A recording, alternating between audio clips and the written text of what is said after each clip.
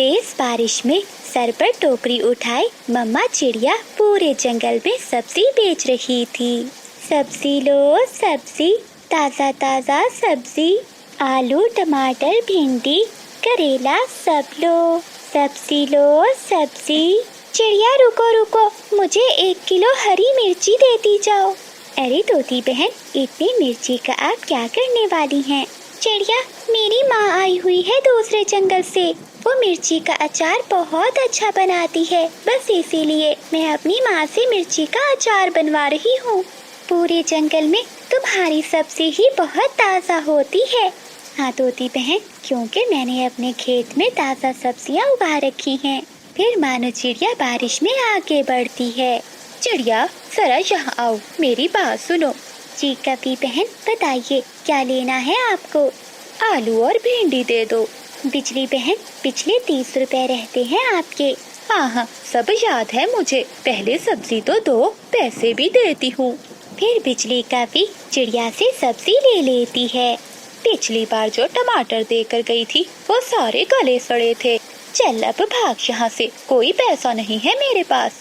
तेरे वो गले सड़े टमाटर खाने से 2 दिन तक मेरे पेट में दर्द होता रहा है। अगर सब्जी के पैसे नहीं दोगी तो पेट में दर्द तो होगा। देखना कभी, दर्द तो अब भी होगा। मानो चिड़िया ऐसा कहते हुए अपनी टोकरी उठाती है और वहाँ से चली जाती है। बिजली, क्या बना रही हो आज? आलू और भिंडी। बिजली, मेरा तो आज गोभी खाने को मन कर रहा था। पहले ही चिड़िया मुझे ढेर सारी बातें सुना कर गई है। वो तो आज भी मैंने उससे धोखे से ली है सब्जी। उस चिड़िया का भी कुछ ना कुछ तो करना ही होगा। सब डरते हैं मुझसे, लेकिन ये छोटी चिड़िया हमेशा मेरा मुकाबला करती है। अगली सुबह जब मानो चिड़िया जंगल में सब्जी बेचने जाती है तो वो बिजली कपी के घर की ओर नहीं जाती। मानो चिड़िया जंगल के दूसरे हिस्से में सब्जी बेच रही थी। बिजली कपी तो अपने घर के बाहर बैठी चिड़िया का इंतजार कर रही थी। ये चिड़िया अभी तक क्यों नहीं आई? लगता है बहुत सियानी हो गई है, लेकिन मैं भी सब्जी उसी से ही लूंगी। फिर बिजली कपी अपनी टोकरी लेकर वहाँ से उड़ती है। मानो चिड़िया दूर से ही बिजली कपी को आता हुआ देखकर अपनी टोकरी उठाकर वहाँ से भागती है, मगर बिजली कपी भी चिड़िया के पीछे पीछे जाती है। चिड़िया रुको रुको। बिजली, मुझे जाने दो, मेरा काम का समय है। तो मैं कौन सा तुम्हारे साथ खेलने आई हूँ? बादल की तनख्वाह 1-2 दिनों में मिल जाएगी। तुम चिंता ना करो, मैं तुम्हें सारे पैसे ही दे दूंगी। जो भी हो बिजली, लेकिन आज तुम्हें उधार सब्जी नहीं मिलेगी। तुम चली जाओ यहाँ से। अच्छा, तो फिर मेरे मोहल्ले की ओर भूल कर भी मत आना, वरना बहुत पिटोगी। तुम चिंता ना करो, मैं जाऊंगी भी नहीं तुम जैसे भूखी के मोहल्ले में। ऐसा कहते हुए मानो चिड़िया चली जाती है। बिजली, इस छोटी चिड़िया ने तेरी इतनी बेइज्जती की, अब तो बदला लेना ही पड़ेगा। बादल, बादल जी, उस छोटी चिड़िया ने सबके सामने मुझे तुम्हारी प्यारी पत्नी को बुरा भला कहा, और वो मोटी चोंच वाला तो मेरी तरफ देख देख कर हंस रहा था। बिजली, तुम चिंता ना करो, ना रहेगी चिड़िया की सब्जी और ना बेचेगी वो जंगल में सब्जी। मैं आज रात ही चिड़िया का सारा सब्जियों का खेत बर्बाद कर दूंगा। मेरा सुंदर पति बहुत प्यार करता है मुझसे। मानो चिड़िया सारा दिन जंगल में सब्जी बेचने के बाद अपने घर चली जाती है। रात हो जाती है। बादल कप्पा अपने घर से निकलता है। वो सीधा मानो चिड़िया के खेत में जाता है और वो चिड़िया के खेत से सब्जियां तोड़ तोड़ कर फेंकने लगता है। अभी बादल कप्पे ने कुछ सब्जियां तोड़ी ही थी कि झाड़ियों से सांप निकल आता है। वो आहिस्ता आहिस्ता से आगे बढ़ता है और चुपके से बादल कप्पे को डस लेता है। बचाओ, सांप, सांप, मुझे सांप ने डस लिया है। मगर वहाँ तो कोई भी नहीं था जो बादल कप्पे को बचाता। कप्पा गिरता है और वहीं मर जाता है। अगली सुबह हो जाती है। बादल अभी लौट कर नहीं आया, मुझे जाकर देखना होगा। मानो चिड़िया, बंटी कबूतर और तोता सभी कप्पे के पास जमा थे। बेचारे को सांप ने डस लिया और ये मर गया। देखो तो सही, मरा भी चोरी करते हुए। मौत तो अच्छी आ जाती इस कौवे को। दोस्तों, जो जैसा करता है उसे वैसा ही फल मिलता है। तभी बिजली कौवी भी वहाँ आ जाती है और अपने मरे हुए पति को देखकर रोने लगती है। बादल, बादल जी, मुझे छोड़कर ना जाना। मैं तुम्हारे बिना कैसे जीऊंगी। बिजली, ये कुछ सब्जियाँ मरने से पहले बादल ने तोड़ी थी। तुम ये अपने साथ ले जाओ, शायद इन्हें खाने से तुम्हारा पेट भर जाए। ये सुनकर बिजली कौवी बहुत शर्मिंदा होती है, लेकिन बादल कौवा अब कौन सा लौट कर आने वाला था। फिर बिजली कौवी अंडे लेकर रसोई में चली जाती है। मैंने बिजली को बोल तो दिया कि मुर्गी को साफ करता हूँ, लेकिन मैं कैसे करूँगा साफ। ऐसा सोचते हुए बादल कौवा अपनी मुर्गी उठाता है और नदी पर जाता है। मेरी प्यारी मुर्गी, आज मैं तुझे इतना साफ करूँगा कि तू खुद को भी नहीं पहचान पाएगी। इतना सोचते हुए बादल कौवा मुर्गी को नदी में डुबकी लगवाने लगता है। डुबकी लगवाते लगवाते मुर्गी तो मर जाती है। है ये क्या, मेरी मुर्गी, मेरी प्यारी मुर्गी तो मर गई। अब मेरा क्या होगा। फिर बादल कौवा अपनी मरी हुई मुर्गी लेकर घर आता है। क्या हुआ पति जी, आप ऐसे रो क्यों रहे हैं? और ये हमारी मुर्गी को क्या हो गया? किसने मारा हमारी मुर्गी को? फिर बादल कौवा बिजली को सारी बात बताता है। अरे, तुम में थोड़ा बहुत दिमाग है कि नहीं? वो दोनों आपस में बातें कर ही रहे होते हैं कि तभी वहाँ भोला कौवा आ जाता है। अरे क्या बात है बादल, तेरे घर से तो बहुत शोर हो रहा है। भूरे कौवे को देखकर वो दोनों पति पत्नी रोने का नाटक करने लगते हैं। क्या हुआ बादल, तुम रो क्यों रहे हो? भोला यार, मैंने सोचा था कि अपनी मुर्गी बेचकर मैं तुम्हारे पैसे लौटा दूंगा, लेकिन देखो मेरी मुर्गी मर गई। इतना बोलकर बादल कौवा जोर जोर से रोने लगता है।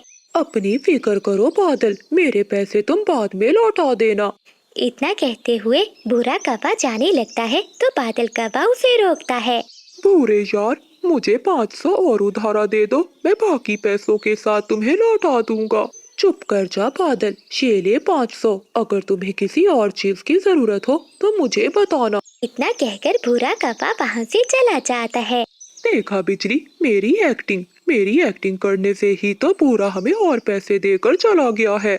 अच्छा, वो सब तो ठीक है, अब इस मरी हुई मुर्गी का क्या करोगे? मेरे पास इसका भी उपाय है, तुम मुर्गी को अच्छे से साफ करो, मैं आता हूँ। पर अब तुम क्या करना चाहते हो? बस तू देखती जा, मुर्गी बेकार भी नहीं जाएगी और आज शाम की दावत भी हो जाएगी। मैं नहीं खाने वाली ये मरी हुई मुर्गी। तुझे खिला भी कौन रहा है, मेरी बात सुन। फिर बादल कौवा बिजली कौवी के कान में कुछ कहता है। ठीक है पति जी, जैसा आपने कहा मैं वैसा ही करती हूँ। तो ठीक है, तू तैयारी कर, मैं थोड़ी देर में आता हूँ। इतना कहते हुए बादल कौवा बाहर अपने उल्लू दोस्तों के पास चला जाता है। उल्लू दोस्तों, तुम कहते हो ना कि मैंने अपनी शादी की दावत नहीं दी, तो आज तुम सबको मेरी तरफ से पार्टी है। अरे ये तुम क्या कह रहे हो? मैं सच कह रहा हूँ छोटे उल्लू। छोटे, मुझे लगता है बादल की लॉटरी लगी होगी। नहीं नहीं बड़े उल्लू, बस तेरी भाभी का आज जन्मदिन है, इसीलिए पार्टी दे रहा हूँ। हाँ हाँ, अगर ऐसी बात है तो हम जरूर आएंगे। ठीक है बड़े उल्लू, लेकिन इस बात का ख्याल रखना, खाली पंख मत आना, तुम्हारी भाभी को तो पता चले कि मेरे दोस्त कितने अमीर हैं। अरे अरे कपी, ये कैसी बात कर दी तुमने? भला हम भाभी के जन्मदिन पर कैसे खाली पंखों आएंगे? तो ठीक है, मैं चलता हूँ, तुम तीनों शाम को आ जाना। इतना कहकर बादल कौवा अपने घर को लौट जाता है। बादल जी, मान गए आपके दोस्त? मानेंगे क्यों नहीं, एक नंबर के लॉफर हैं, खाने के पीछे तो वो बहुत भुक्कड़ है। रात हो जाती है। आ गए तुम तीनों? ये तुम कैसी बातें कर रहे हो बादल? भाभी जी का जन्मदिन है और हम ना आते? वैसे भाभी जी हैं कहाँ? वो तुम्हारे लिए भोजन बना रही है, तुम तीनों बैठो, मैं अभी आता हूँ। ऐसा कहते हुए बादल कौवा रसोई में बिजली कौवी के पास जाता है। अरे क्या हुआ बिजली, अभी तक मुर्गी पकी क्यों नहीं? अरे, मरी हुई मुर्गी भला थोड़ी ना जल्दी पकती है। तुम अपने दोस्तों के पास बाहर जाकर बैठो, जब पक जाएगी तो मैं ले आऊंगी। बड़े भैया, मुझे तो बहुत भूख लगी है। बादल यार, अभी तक भोजन नहीं बना। हाँ हाँ, बस पकने ही वाली है, दरअसल वो देसी मुर्गी है ना, इसलिए। अच्छा अच्छा, मुझे ये बताओ, तुम तीनों अपनी भाभी के लिए गिफ्ट लाए हो ना? फिर तीनों उल्लू अपना अपना गिफ्ट कपे को देते हैं। बिजली कपी भी खाना बनाकर ले आती है। अरे वाह वाह भाभी, कितनी मजे की खुशबू है। फिर वो तीनों उल्लू खाने पर टूट पड़ते हैं। वो पलक झपकते ही सारा भोजन खत्म कर देते हैं। क्या बात है भाभी, बहुत स्वादिष्ट खाना बनाया है आपने। बड़े भैया, मैंने तो पहली बार इतनी स्वादिष्ट मुर्गी खाई है। वो उल्लू ऐसा बोल ही रहे थे कि उनके पेट से गुड़गुड़ की आवाजें आने लगती हैं। फिर वो तीनों वहां से भागते हैं। तभी भूरा कौवा वहां आता है। क्या बात है बादल, मैंने सुना है कि तू जंगल के पक्षियों की दावत करता फिर रहा है। मेरे पैसे तो तुमसे दे नहीं हो रहे। नहीं नहीं भूरे यार, ये बात नहीं है। बादल ने इतना कहा ही था कि उसके तीनों दोस्त वहां आ जाते हैं। अरे काफे, ये कैसी मुर्गी खिला दी तुमने हमें? जब से खाई है पेट में बहुत जोरों का दर्द हो रहा है। बता, कितने दिन पुरानी थी वो मुर्गी? उन सब की बातें सुनकर भूरा कौवा बोलता है। कौन सी मुर्गी भाई? जहाँ तक मुझे पता है आज सुबह ही तो बादल की मुर्गी मर गई थी। क्या? भैया देखो, इसने हमें मरी हुई मुर्गी खिलाई। ऐसा बोलते हुए वो तीनों उल्लू बादल कौवे की पिटाई करने लगते हैं। छोड़ दो दोस्तों, छोड़ दो, गलती हो। जंगल के पुराने बरगद के पेड़ पर बिजली कौवी ने अपना ब्यूटी पार्लर खोला था। वो बाहर आंखों पर चश्मा लगाए अपने ग्राहक के इंतजार में बैठी हुई थी। तभी वहाँ से कोमल चिड़िया गुजरती है। अरे चिड़िया बहन, शहाओ, देखो तुमने अपनी हालत कैसी बना रखी है। तुम्हारे परों में मट्टी है और आंखों में नींद। आज तो जंगल में महारानी चील की जन्मदिन पार्टी है। अगर तुम ऐसे जाओगी तो सब तुम्हें बूढ़ी दादी समझेंगे। आओ जरा फेशियल करवा लो। कोमल चिड़िया अभी सोच ही रही थी कि तभी तोता अपनी पत्नी को लेकर वहाँ आ जाता है। बिजली, मेरी पत्नी की चोंच पालिश कर दो। जब से पड़ोसन मीना ने नई लिपस्टिक ली है, इसने मेरा जीना हराम कर रखा है। और नहीं तो क्या, चीकू जी, इस मीना का रंग देखा है कैसे चमकती है। और एक मैं हूँ, ऐसे लगता है जैसे कच्ची सब्जी हूँ। बिजली, मुझे ऐसा सुंदर बना दो कि मैं सभी पक्षियों में से हसीन लगूं। अरे तोती बहन, तुम बिल्कुल ठीक जगह पर आई हो। मेरे पास ऐसा सुंदर मेकअप है, अगर मैं तुम्हें कर दूंगी तो मीना तुम्हारे सामने काली डाइन लगेगी। ऐसा कहते हुए बिजली कौवी तोती का मेकअप करना स्टार्ट करती है। बिजली कौवी एक कटोरा निकालती है जिसमें लाल मिर्चों का गाढ़ा पेस्ट बना हुआ था और वो उस लाल मिर्चों के पेस्ट को तोती की चोंच पर लगा देती है। अरे बिजली, ये तुमने क्या लगा दिया है? मेरी चोंच से तो धुआं निकल रहा है। अरे तोती बहन, घबराओ नहीं, ये अंदरूनी चमक बाहर आ रही है। जितना ज्यादा चलेगा तुम्हारी चोंच उतनी ही लाल होगी। तोते, तुम्हारी पत्नी तैयार हो गई है, अब जल्दी से मुझे 2 मीठे फल दे दो। फिर तोता बिजली को 2 मीठे फल देता है और वहाँ से चला जाता है। कोमल चिड़िया भी तोती की ऐसी हालत देखकर पहले ही वहाँ से भाग जाती है। कबूतर जी, सुना है बिजली ने अपना पार्लर खोला है। आज मुझे भी पार्लर पर तैयार होकर बर्थडे पार्टी में जाना है। बबली, तुम्हें क्या जरूरत है तैयार होने की? तुम तो पहले ही बहुत सुंदर हो। बंटी जी, आप हर बार ऐसा कहकर मुझे टाल देते हैं और खुद तैयार होकर जाते हैं। आज मैं आपकी एक बात नहीं सुनूंगी। चलें, अभी चलें। फिर कबूतर अपनी पत्नी को लेकर बिजली के ब्यूटी पार्लर में पहुंच जाता है। बिजली, मेरी पत्नी को सुंदर सा तैयार कर दो। हाँ हाँ कबूतर भैया, आपकी पत्नी तो पहले ही बहुत सुंदर है। बस इसे काला रंग लगाना है ताकि इसे नजर न लगे। और बिजली, मुझे भी तैयार कर दो। मेरा हेयर स्टाइल ऐसा होना चाहिए कि बर्थडे पार्टी में सभी कबूतरियों की नजर मुझ पर ही जम जाए। हाँ हाँ कबूतर भैया, मैं ऐसा ही तैयार करूँगी। बिजली कौवी पुराने पेड़ की चिपचिपी गूंद निकालती है और उसे कबूतर के बालों में लगा देती है। कबूतर आईने में देखते हुए अपना सर हिलाने की कोशिश करता है। अरे बिजली, ये क्या, मेरा सर क्यों नहीं हिल रहा? अरे कबूतर भैया, ये बिजली का स्टाइल है। देखना, हवा चलने से भी आपके बाल नहीं हिलेंगे। अब आप जहाँ भी जाएंगे आपका ये हेयर स्टाइल हमेशा ऐसे ही रहेगा। हाय हाय कबूतर भैया और कबूतर कबूतरी बहन, आप दोनों बहुत सुंदर लग रहे हैं, आपको किसी की नजर ना लगे। अपनी तारीफें सुनकर वो पति पत्नी खुश होते हैं और बिजली कपी को अनाज देकर वहाँ से चले जाते हैं। कबूतर के जाते ही बुलबुल बिजली कपी के पार्लर में पहुँच जाती है।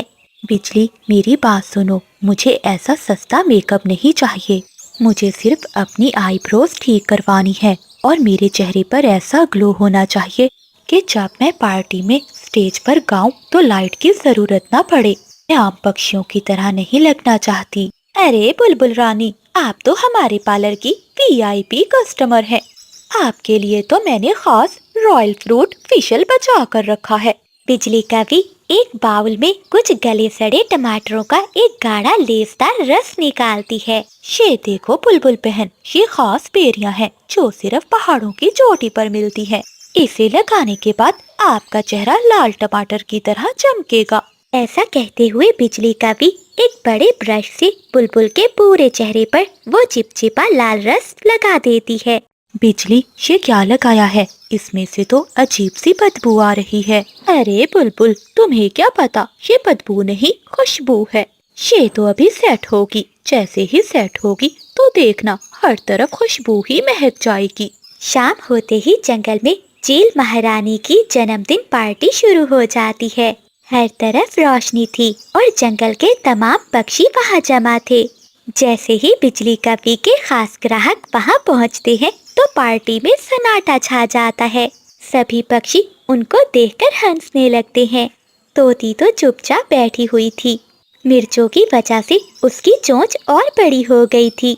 चीकू जी, ठंडा पानी लाओ, मेरी चोंच में आग लगी हुई है। कबूतर के सर पर लगी हुई गूंज से अब उसकी गर्दन बिल्कुल भी नहीं हिल पा रही थी। वो तो स्टैचू की तरह सीधा खड़ा था, मुड़ भी नहीं पा रहा था। जैसे ही बुलबुल स्टेज पर गाना गाने के लिए आती है तो ढेर सारी मक्खियाँ उसके इर्द गिर्द घूमने लगती हैं। चील महारानी हंसते हुए कहती है, अरे पक्षियों, ये सब क्या तमाशा है? ये सब तुमने अपनी कैसी हालत बना रखी है? चील महारानी, ये सब बिजली के पार्लर का नतीजा है। दोस्तों, तुम सब की हालत तो बहुत बुरी है। ताहे बिजली ने अपने सारे एक्सपेरिमेंट तुम पर ही किए हैं। बिजली, आज हम तुम्हें नहीं छोड़ेंगे, तुम्हारे पंख नोच लेंगे। जिस तरह मेरी चोंच लाल है, तुम्हें भी मार मार कर लाल कर देंगे। ऐसे वो सभी पक्षी गुस्से में चिड़िया को अपने साथ लेकर बिजली कपी के पार्लर पर जाते हैं। अरे दोस्तों, बिजली कपी के पार्लर पर तो ताला है, लगता है वो कहीं चली गई है। चिड़िया, देखो यहाँ कुछ लिखा है, पढ़ो तो। हाँ तोते भैया, मैं पढ़ती हूँ। बिजली ब्यूटी पार्लर आर्जी तौर पर बंद है। बिजली अपना ब्राइडल मेकअप करवाने के लिए दूसरे जंगल के शाही पार्लर में गई है। शिकायत की सूरत में वो अगले साल आएगी। ये सब सुनकर सभी पक्षी बहुत गुस्से में आ जाते हैं। दोस्तों वाह, बिजली ने तुम्हें सिर्फ झटका नहीं दिया बल्कि पूरी तरह शॉर्ट सर्किट कर दिया है। तुम सब भी कितने नादान थे, दूसरों जैसे बनने के चक्कर में अपनी असलियत ही भूल गए। फिर कबूतर कहता है, चलो दोस्तों, अब पार्लर नहीं, सीधा नदी पर चलते हैं। आज हमें ब्यूटी ट्रीटमेंट नहीं बल्कि गोता लगाने की जरूरत है। फिर सभी पक्षी नदी की तरफ चले जाते हैं ताकि बिजली का मेकअप धो सके। बिजली तो बचकर वहाँ से अनाज कमाकर भाग चुकी थी, लेकिन इस दिन के बाद से जंगल के किसी पक्षी ने भी दोबारा सुंदर बनने की कोशिश नहीं की। खूबसूरती परों के रंगों में नहीं बल्कि दिल में होती है। दूसरों की नकल उतारने से पक्षी सिर्फ तमाशा बनते हैं। तो प्यारे दोस्तों, इस कहानी को लाइक, चैनल को सब्सक्राइब और अपने दोस्तों के साथ शेयर करना मत भूलिएगा। आपका धन्यवाद। जंगल के एक कोने में कोमल चिड़िया का एक हरा भरा खेत था, जिसमें इसने मेहनत से मकई की फसल उगाई थी।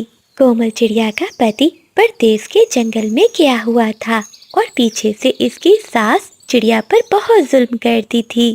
अरे ओ कामचोर, यहाँ पेड़ के नीचे बैठी क्या कर रही है?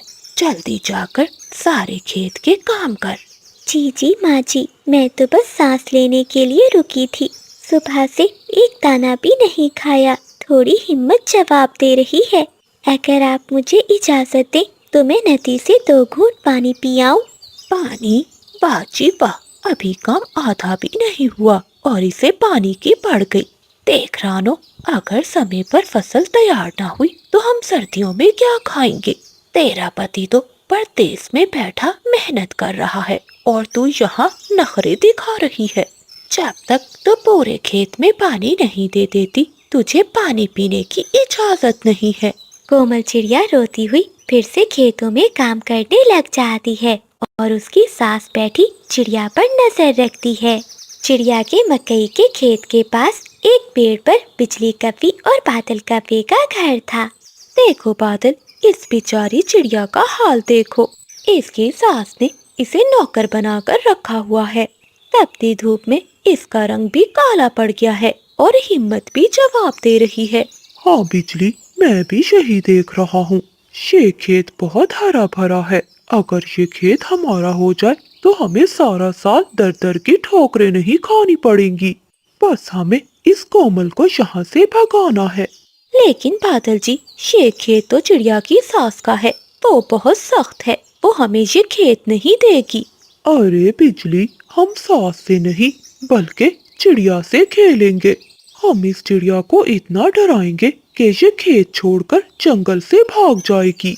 जब चिड़िया चली जाएगी तो इसकी सास को रास्ते से हटाना मुश्किल नहीं होगा। रात होते ही चिड़िया की सास अपने घोंसले में चली जाती है, लेकिन कोमल चिड़िया अभी तक खेतों में बैठी काम कर रही थी। बादल और बिजली चिड़िया के पास आते हैं। चिड़िया बहन, अभी तक तुम यही हो? सुना है इस खेत में रात को साया आता है।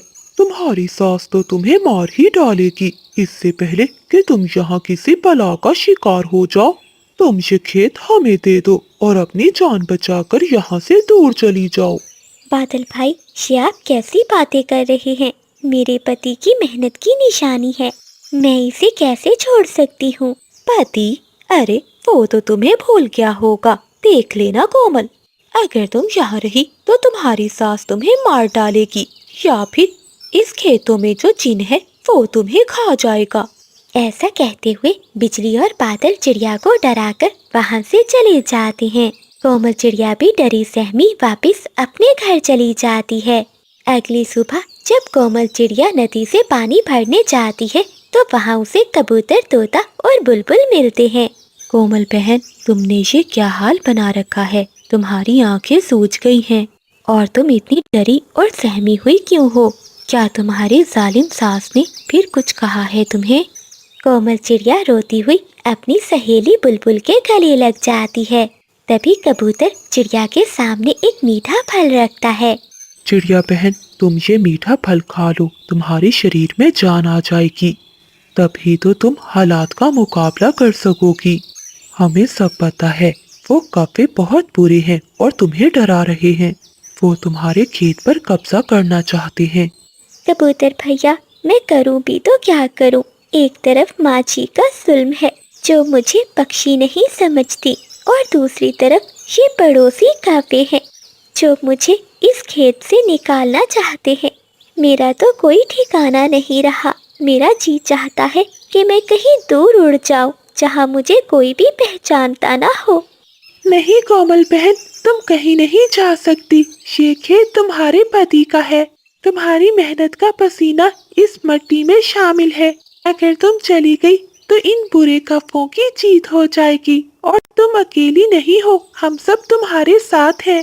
कोमल चिड़िया को अपने दोस्तों की बातों से एक नई जिंदगी मिलती है। चलो बिजली, समय आ गया है। चलकर चिड़िया को डराते हैं और खेत पर कब्जा करते हैं।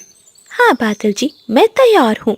ऐसा कहते हुए वो पति पत्नी एक पुरानी सफेद चादर ओढ़े चिड़िया के खेत में आते हैं।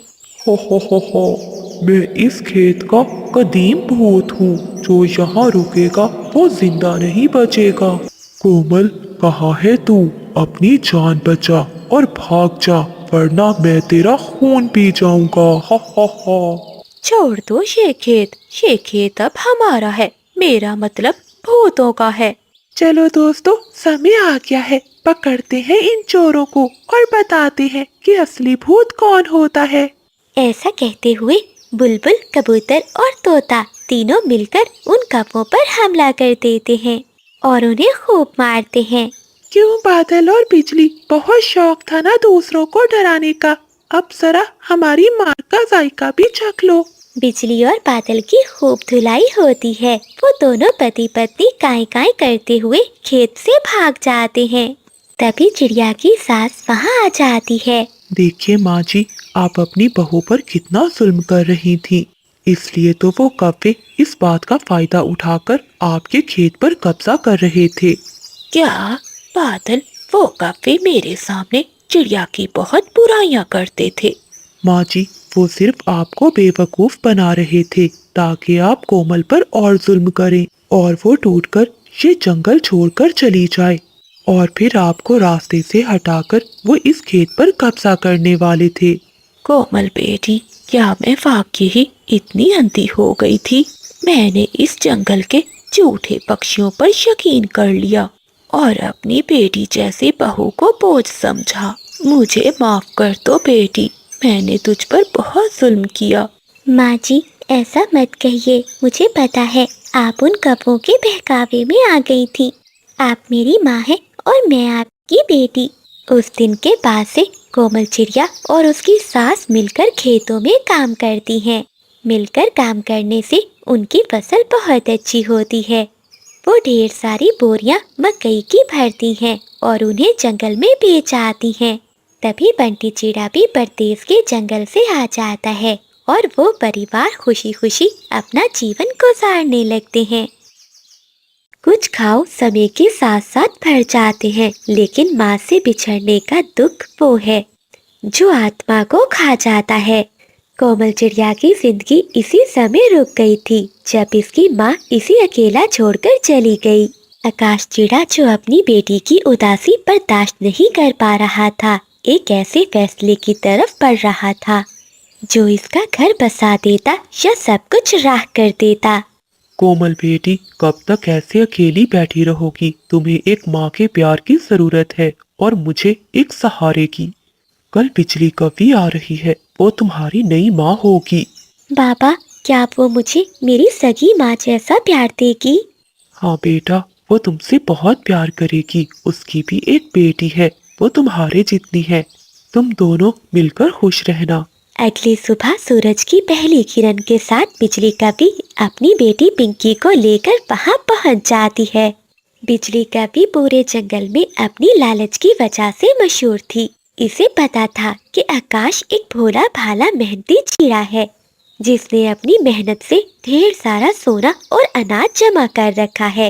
वो ममता का निकाब पहनकर इस घर को लूटने आई थी। आकाश जी, देखो मैं कोमल के लिए क्या लाई हूँ।